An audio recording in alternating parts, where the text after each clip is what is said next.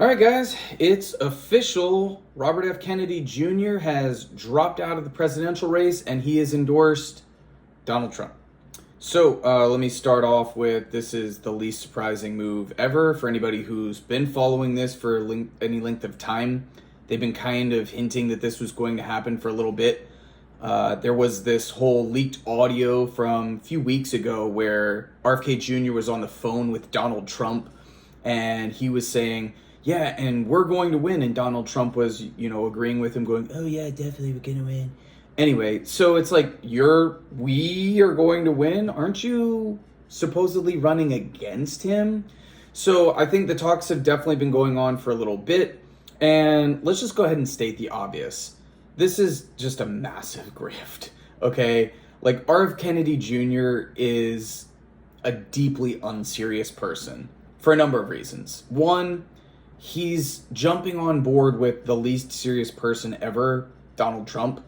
And two, what adult man goes from running as a Democrat, running for president, no less, as a Democrat in the Democratic primary, to dropping out and going to being an independent, to finally endorsing the Republican who was his opponent up until the moment when he realized it was more advantageous for him to try and, jump on that ship instead. Like I said, deeply unserious person. Not even Tulsi Gabbard flipped that quickly, okay? Tulsi Gabbard at least took a little bit longer than one election cycle to do her full circle grift of, okay, now I'm actually a Republican and I just spout all of the Republican talking points. Does RFK Jr. have legitimate grievances with the Democratic Party? 100%, yeah. And I think that that's mostly the reason why he's doing this, which is the Democrats, Joe Biden, they never actually had a real primary. Let's get serious. The only reason that Kamala Harris is the nominee for president right now is because Joe Biden refused to debate anybody, the Democrats refused to have a real primary, the media refused to really recognize any of the other candidates. And at the time, it was like RFK Jr., Marianne Williamson, Dean Phillips, Cenk Uygur. The reason that Kamala Harris is in the position that she's in right now is because they didn't have a real primary. Now, on the opposite end of the spectrum, Trump didn't even participate in the Republican primary. The difference is the Republican primary was all over TV. They had debates. They had all of the, dog and pony show or horse, whatever the phrase is. And Trump didn't have to lift a finger to win a majority of the votes. It's really ironic to call yourself, the party that supports democracy when you don't actually let anyone else make a real run for president.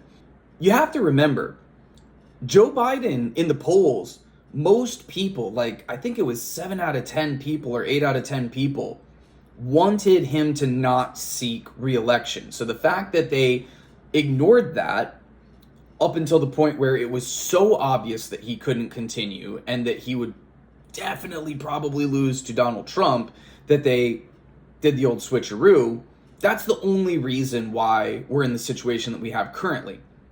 Now, by that same token, let's be real. The only reason that Robert F. Kennedy Jr. ever got as far as he did is because his last name is Kennedy.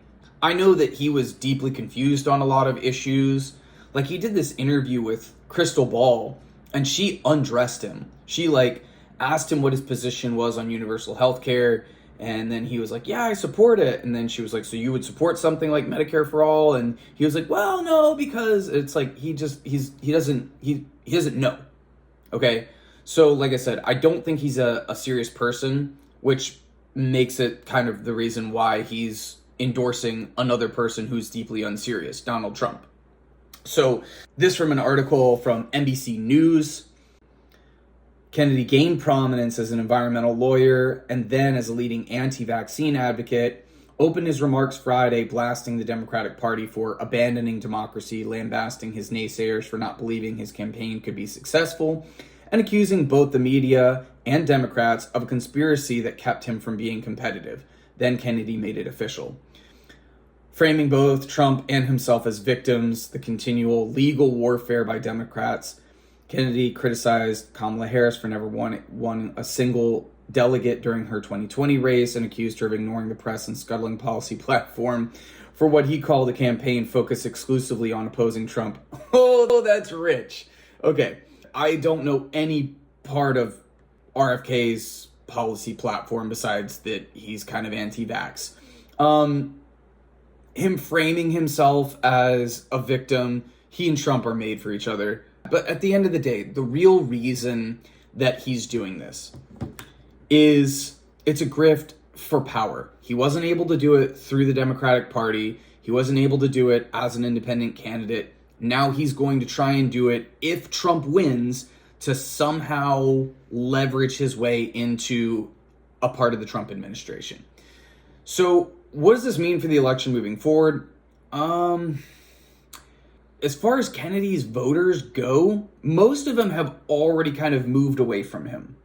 He's still sitting somewhere around like 3% or 5% or something like that, which, let's be totally clear, that is enough to swing an election. And these elections are won on the margins, tens of thousands of votes in a couple of swing states. But most people, after it was no longer Joe Biden, and they said, okay, finally we have somebody that can actually put together a sentence that's running on the Democratic ticket.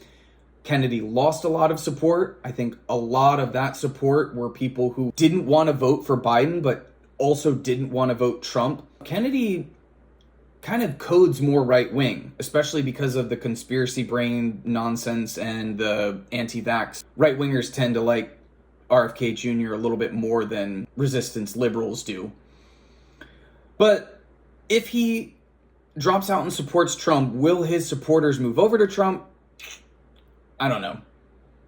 I mean, maybe they just sit out the election completely, because I have a feeling anybody that was supporting RFK Jr. is not supporting him because they like his policy. The timing of it is interesting because we just got done with the DNC, and typically once the convention is over, the nominee gets a bump in the polls. Trump didn't really get a big bump in the polls post RNC, but we'll have to keep an eye on what happens with the poll numbers, and if it seems like that small percentage that were pro RFK decide that they're going to move over to Trump, and we'll see if there's like any kind of a difference in that, because I don't think any other third-party candidate is going to really significantly draw from either side. The people that he had where it was showing that he was, over 10% in the polls earlier were just people that were really, really disillusioned with the idea of voting for Joe Biden again and just desperately wanted something different. So we'll see. But again, this is just a giant grift, and it's super sad. Like, he's already got plenty of money. He's already got all of this stuff. He just wants to do it for power and attention. And that's all it is at the end of the day. So like I said, just wanted to jump on and give my little 2 cents worth of what I think about RFK dropping out. Not surprising at all. Him endorsing Trump, not surprising at all. Will it move the polls? Will it affect the race? We'll see. I think marginally. But again, the important thing to remember is that these elections are decided on the margins. So it's where and in which states does that dropout and endorsement actually move the needle? That will be interesting. Thanks so much for watching, guys. Please remember to like and subscribe. It helps out massively to get this channel out to more people. It's totally free and it means the world to me. And I will see you in the next one. Peace.